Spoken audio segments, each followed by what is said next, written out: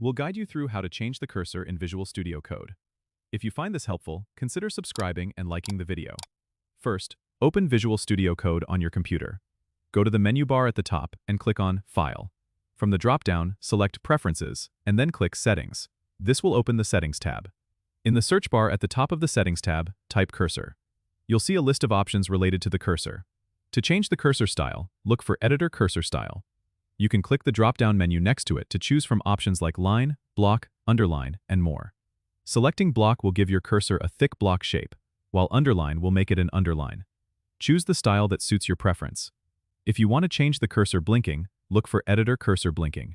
You can choose from options like blink, smooth, phase, expand, and solid. Selecting solid will stop the cursor from blinking. Adjust these settings as per your liking. If you're not happy with the changes, you can always revert back to the default settings by resetting each option. Remember, these changes only affect the editor in VS Code and not your entire computer. Don't forget to subscribe and comment if this helped you out.